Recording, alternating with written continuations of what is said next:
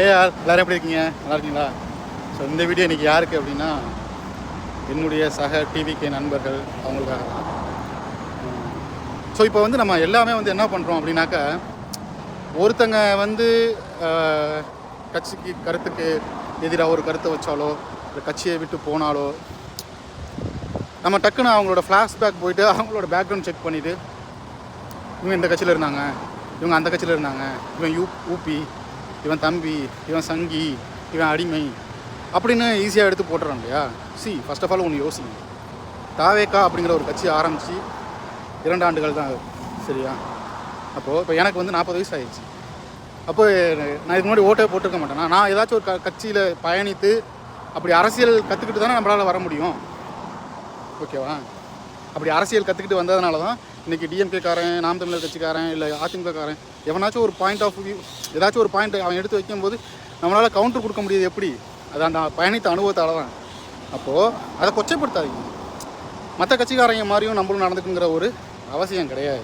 அதனால் நம்ம கட்சியில் மாற்று கருத்து உள்ளவங்க இருக்காங்களா, தட்ஸ் தேர் ஃப்ரீடம், புரியா?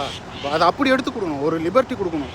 ஒரு கருத்தை வச்சாலோ இப்போ நீங்கள் பார்த்தீங்கன்னா இப்போ 2ஆம் கட்ட எனக்கே ஒரு சில முரண்பாடுகள்லாம் இருக்கானா இருக்குதான். இப்போ நம்ம பொதுச் செயலாளர் ராஜ்மோகன் அவர்கள், ஆதவ் அர்ஜுன் அவர்கள் இந்த ஆன்லைனில் நம்ம பேசுகிற அளவுக்கு கூட அவங்களோட பாயிண்ட் எதுவும் எடுத்து வைக்க மாட்டேங்கிறாங்களே, அந்த ஆதங்கம் எனக்கு இருக்குது, ஓகேவா? சரி, ஓகே, தலைவர் அவர்கள் வந்து ஒரு என்ன சொல்கிறது மனமுடைந்து இருக்காங்க. அதுலேருந்து வெளியே வர்றது ரொம்ப கஷ்டம்தான்.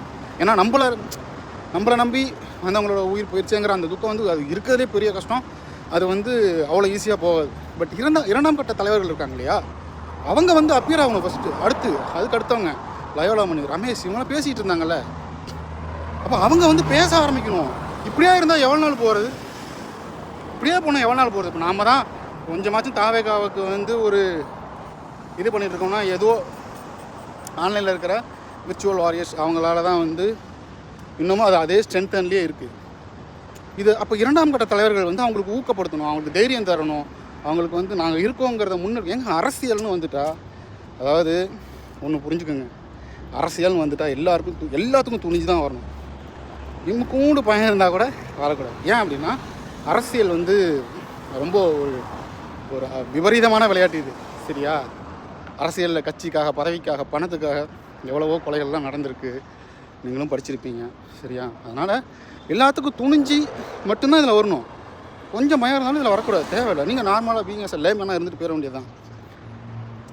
ஸோ அப்போது தலைவர்கள் இருக்கான்னா இப்போ ஒரு வாரம் ஆக போகுது, ஒரு வாரம் ஆச்சு கிட்டத்தட்ட. இப்போ 2ஆம் கட்ட தலைவர்களோட ஒரு பேச்சையே பார்க்க முடியலையே. ஆன்லைனில் இருக்க நம்ம தான் கற்றுக்கிட்டு இருக்கோம், இது பண்ணிட்டு இருக்கோம். அட்லீஸ்ட் அவங்க வந்து அதுக்கான ஒரு ஸ்டெப் எடுத்து டேக் ஓவர் பண்ணி இதை அப்படியே பேலன்ஸ் பண்ணணும். இல்லைன்னா என்ன ஆகும்னா ஒரு நம்மளும் எவ்வளோ நேரம் பிடிச்சிருக்க முடியும், ஒரு காலகட்டத்தில் நமக்கு வெறுப்பாயிடும், சரியா? ஸோ இதை வந்து ஒரு வேளை இந்த வீடியோ வந்து அந்த 2ஆம் கட்ட தலைவர்களுக்கு போய் சேர்ந்துச்சுன்னா கூட ஒரு விதத்தில் எனக்கு நல்லதாக தான் தோணுது. ஏன்னா இப்போ லயோனா மணி, ரமேஷ், ஆதவ் அர்ஜுனா, ருசி ஆனந்த் அவர்கள், ராஜ்மோகன் அவர்கள் இவங்கெல்லாம் இருக்காங்க. இவங்க தான் எனக்கு தெரிஞ்சு ஓரளவுக்கு ஃபெமிலியராக இருக்காங்கன்னு வச்சுக்கோங்களேன். ஸோ அவங்க வந்து இது வரைக்கும் மீடியா அப்பியரன்ஸே வந்து தரனா அது கஷ்டம். பொறுப்பு எடுத்துக்கணுங்க நம்ம. அதாவது நான் என்னுடைய பாயிண்ட் ஆஃப் வியூ வைக்கிறேன். நடந்தது விபத்து, ஓகேவா? அது வந்து யாருமே பிளான் பண்ணிலாம் பண்ணுங்க ஒரு விபத்துன்னு வச்சுக்கோங்க. நம்ம இன்னொரு பாயிண்ட் ஆஃப் வியூவில் அதை சதின்னு சொல்கிறாங்க. சதிங்கிறதுக்கான இப்போதைக்கு ப்ரூஃப் ஆயிருக்கா? ஆகலை. அப்போ நம்ம எப்படி அதை கன்சிடர் பண்ணலாம்? விபத்தை கன்சிடர் பண்ணலாம். நம்மளும் வேணும்னு பண்ணலை, அவங்களும் வேணும்னு பண்ணலை. அப்போது சட்டம் என்ன சொல்லுது அப்படின்னு போய் பார்த்தோம்னா, ஸ்டாம்பேடுக்கு சட்டம் வந்து இதுதான் சொல்லுது. என்ன அப்படின்னா, organiser and governance and administrative officers அவங்க தான் வந்து பொறுப்பு. அதாவது இவங்க 2 பேருக்குமே பொறுப்பு இருக்குது. அப்போது இந்த 2 பேருமே அக்கௌண்டபிலிட்டியாக எடுத்துக்கணும் அதை, சரியா? அப்போது 2ஆம் கட்ட தலைவர்கள் வந்து இந்நேரம் செயல்பட ஆரம்பிச்சிருக்கணும். எனக்கே வருத்தமாக இருக்குது, ஏன் இன்னும் செயல்படாமல் இருக்காங்க அப்படிங்கிற மாதிரி. இப்போது நம்மளே எவ்வளோ பேசுகிறோம், அந்த மாதிரி லைவில் கொடுத்துட்டே இருந்தால் தான் நமக்கு ஒரு புத்துணர்ச்சி கிடைக்கும். இன்னும் எவ்வளோ நாள் போகும், எப்போ வருவாங்க, எப்போ பேசுவாங்க, ஒன்றுமே தெரியல. அதே மாதிரி ஒருத்தவங்களுக்கு உள்நோக்கம் கற்பிக்க ஆரம்பிக்காதீங்க யாருக்குமே, ஓகேவா? இப்போ அவங்க வந்து எல்லா கட்சியிலும் பயணித்ததுனால தான் அவங்களால வந்து ஒரு கவுண்டர் எடுத்து ஒரு பாயிண்ட் ஆஃப் வியூ வந்து ஒருத்தவங்க எடுத்து வைக்கிறாங்க அப்படின்னா கவுண்டர் கொடுக்க முடியுது. அப்போ நம்ம பார்த்தோம்னா ஆதவ் அர்ஜுனா அவர்கள், நம்ம இதே புசி ஆனந்த் அவர்கள் இவங்கெல்லாம் வேறு ஒரு கட்சியில் இருந்திருப்பாங்கள்ல. ராஜ்மோகன் அவர்களே வேறு கட்சியில் திராவிட கட்சியில் பயணிச்சவர் தானே. ஸோ அப்படி அதை ஒரு பாயிண்ட் ஆஃப் வியூ எடுத்துகிட்டு வராங்க. அது வந்து வேலிட் ஆகாது, புரியுதா? நம்ம வந்து ஒருத்தர் ஒரு நீதி வழங்கிட்டார் அப்படிங்கிறத அவர் கல்யாணத்துக்கு போனதை வச்சு நம்ம ஒரு பெரிய இது பண்ணணும்னு நினச்சோம்னா, நானே அது நினச்சது உண்டு. பட் லேட்டராக ரியலைஸ் பண்ணிட்டேன் அது தப்பு. ஏன் அப்படின்னா, இப்போ எனக்கு வந்து என் ஃப்ரெண்டு எல்லாருமே வந்து என்ன தாவேக்காரனாக இருப்பான். எங்கள் ஊரில் எத்தனை தாவேக்காரன் இருக்கான்னு எனக்கு தெரியாது. என் ஃப்ரெண்ட்ஸுங்க எல்லாருமே ஏடிஎம்கே, டிஎம்கே, பிஜேபி, காங்கிரஸ், விசிகா இந்த கட்சியை சார்ந்தவங்க தான் என் ஃப்ரெண்ட்ஸுங்களாம் இருப்பாங்க. அப்போ அவங்க கல்யாணத்துக்கு நான் போகிற மாதிரி இருக்கும், இருக்கிற மாதிரி இருக்கும். நம்மளை அங்கே அவங்க சூழலை வச்சு நம்ம அவங்க சூழலேருந்து நம்ம பார்க்கணும். அப்போது அது தப்பு கிடையாது. பட் ஓகே, இந்த மாதிரி கேள்விகள் கேட்டிருக்காப்புல ஒருத்தர் அப்படின்னா அதுலேருந்து நீங்கள் முரண்படுறீங்க. அப்போ நான் வந்து என்ன பண்ணேன்னா, எனக்கு சார் இந்த மாதிரி இந்த ஆட்சியில் இவ்வளோ நடந்திருக்கு, அப்போ வாட் கைண்ட் ஆஃப் கவர்னன்ஸ் நீங்கள் அவங்கள கேள்வி கேட்பீங்களா?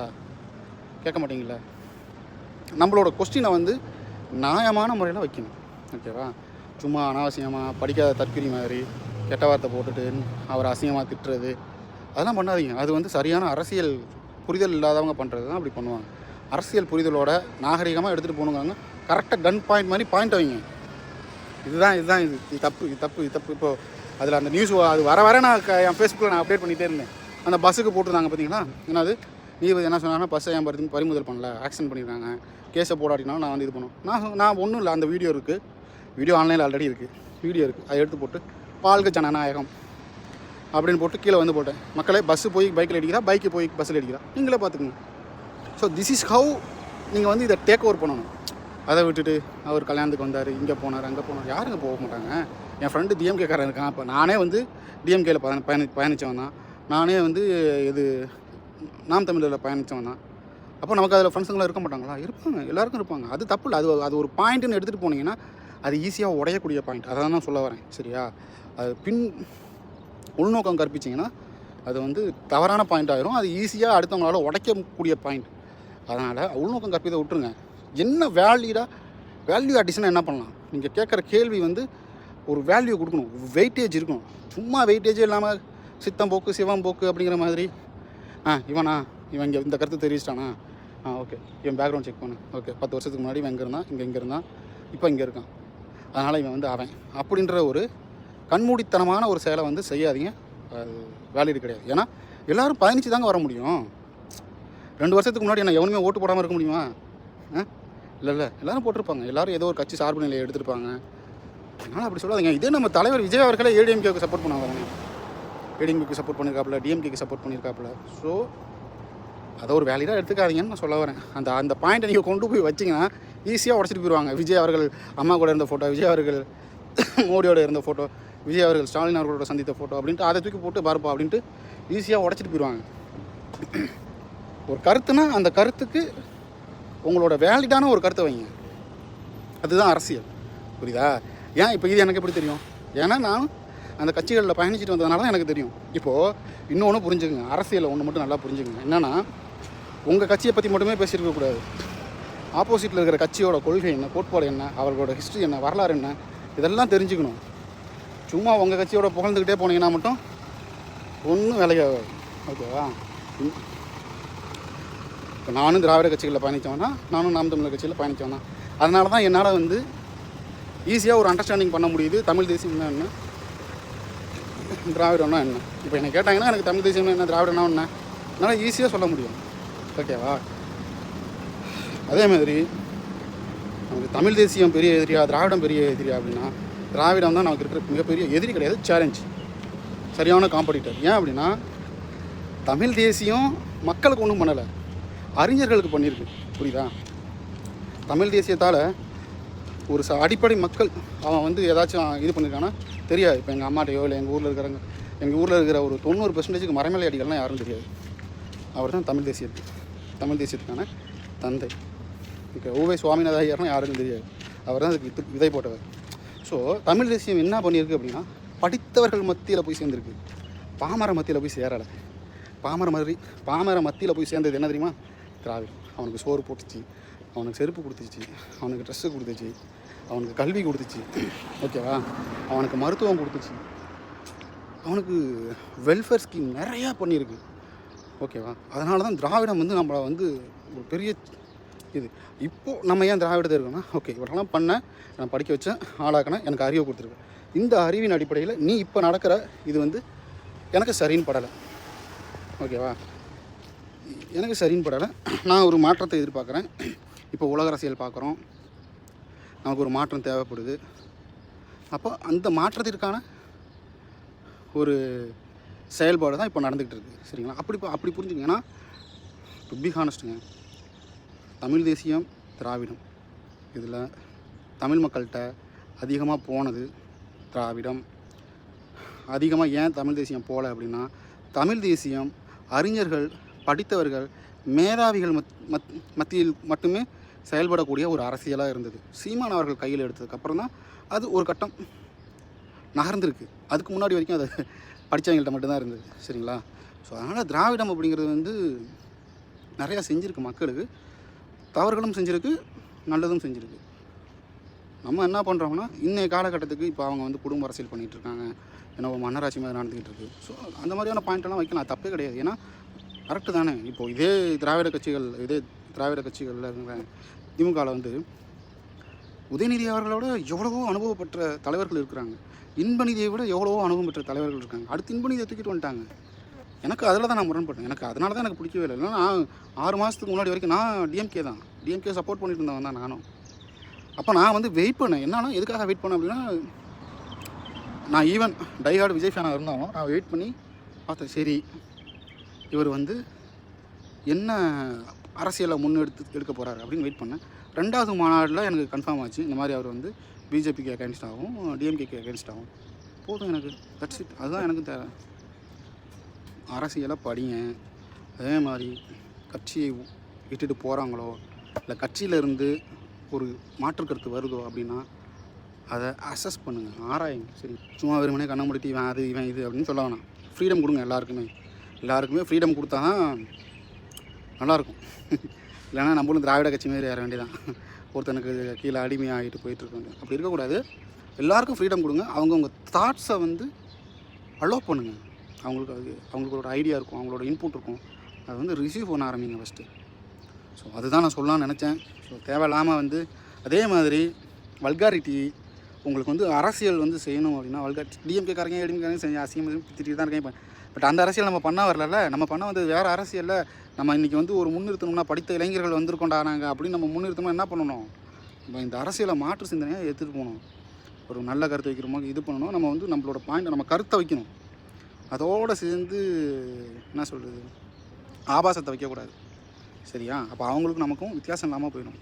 அதனால் எல்லாத்தையும் விட்டுட்டு அப்படி தூக்கி தூர வச்சுட்டு புதுசாக ரிஃப்ரெஷ்ஷாக சிந்திங்க. அதே மாதிரி இந்த வீடியோவை வந்து கட்சிக்கு மேலிடத்துக்கு நெருக்கமாக இருக்கிறவங்க ஸ்டெப்பு மூவ் பண்ண சொல்லுங்கள். அதாவது பொலிட்டிக்ஸ்னால் என்ன தெரியுங்களா? நான் தான் சொன்னேன், பொலிட்டிக்ஸ்னால் ப்ராசஸ் அப்படின்னுவோம். ஏன் பொலிட்டிக்ஸ் வந்து ப்ராசஸ் அப்படின்னா, அது வந்து ஆக்டிவ்லேயே இருக்கணும், ஒரு செயல்பட்டுக்கிட்டு கொண்டே இருக்கணும். அதுக்கு வந்து ப்ராக்ரஸ் ஆகிட்டே இருக்கணும். ஒரு நிலையிலேருந்து அடுத்த நிலைக்கு மாறிக்கிட்டே இருக்கணும். நம்ம இதில் சொல்லுவாங்க தெரியுமா, தூங்கும்போது கூட கால் ஆட்டிகிட்டே தூங்கணும், இல்லைனா பணம் தூக்கிட்டு போய் புதைச்சி போடுவாங்கன்னு சொல்லுவாங்களே, அந்த கதை தான். அரசியலாம் இன்னும் டபுள் கேர்ஃபுல்லாக இருக்கணும். எப்பயுமே உங்களுடைய ப்ரெசன்ஸை காட்டிக்கிட்டே இருக்கணும். ஓகேவா? நான் கூட அதனால தான் போன வீடியோவில் சொல்லியிருப்பேன், வீக்லி ஒன்ஸ் வரீங்களா, ஓகே, அவர் ஃபிசிக்கலாக அவர் வந்து ப்ரெசன்ஸ் கொடுக்குறது ஓகே. பட் அந்த அதர் வீக் டேஸ் எல்லாம் ஒரு 1/2 hour, ஒரு 10 to 15 minutes வந்து அவர் வந்து ஒரு வீடியோவை ப்ரிப்பேர் பண்ணி அவருடைய ஐடியாக்கள், அவருடைய சிந்தனைகள் மக்கள்கிட்ட கலந்துரையாடல் பண்ணிகிட்டே இருந்தாங்கன்னா அது இன்னும் எங்கேஜாகவே வச்சுக்கிட்டு இருக்கும். அவருக்கும் அது வந்து நல்ல அனுபவமாக இருக்கும். சரியா? ஸோ அதுதான் சொல்ல வரேன். டெய்லி ஏதாச்சும் ஜாலியாக பேசுவோம். ஃபர்ஸ்ட் ஆஃப் ஆல் இந்த விஷயத்துலேருந்து வெளியில் வருவோம். அவங்க 2ஆம் கட்ட தலைவர்கள் வந்து பேச ஆரம்பிக்கணும். இன்னும் எந்த ஸ்டெப்பும் எடுக்காமல் இருக்கிறது எனக்கு ரொம்ப கஷ்டமாக இருக்குது. நம்ம மட்டுமே பேசிகிட்டு இருக்க முடியாதுங்க. நான் ஒன்று விட்டா இன்னும் 10 வருஷம் கூட பேசிகிட்டே கிடப்பேன். எனக்கு அது இல்லை. பட் மக்களுக்கு அந்த தைரியம் வேணும். இப்போ நான் இருக்கேன் அப்படின்னா, நான் எங்கள் ஊரில் டிஎம்கே ஏடிஎம்கே நான் ஆல்ரெடி சொல்லிட்டேன். எங்கள் ஊர்லனா டிஎம்கேக்காரங்க ஏடிஎம்கேக்காரங்க தான் அதிகம். அப்போ அவங்கள எடுத்து நான் அரசியல் பண்ணும்போது இவங்க கம்முன்னு இருந்தாங்கன்னு வச்சுங்க, நான் ஊருக்கு போனேன்னா என்னை வச்சு முடிச்சிடுவானுங்க. ஸோ என்ன சொல்ல வரேன் அப்படின்னா, நமக்கு தைரியம் கொடுக்கணும். அவங்க தைரியம் கொடுத்துக்கிட்டே இருந்தால் தான் நம்மளால் பேசிக்கிட்டே இருக்க முடியும். ஒரு எதிர்த்து நம்மளால் பேச முடியும். ஒரு ஆளுங்கட்சி, ஒரு அசுர பலத்தில் இருக்கிற கட்சியை எதிர்த்து பேசணும்னா அதுக்கு ஒரு தனி தைரியம் வேணும். அந்த தைரியத்தை தலைவர்களும் 2ஆம் கட்ட தலைவர்களும் அதுக்கு அடுத்த நிலையில் இருக்கிறவங்க தான் தரணும். ஸோ அதுதான் சொல்கிறேன். அதுதான் இந்த வீடியோவோட நோக்கமே. ஸோ பார்ப்போம், என்ஜாய் பண்ணுங்கள்.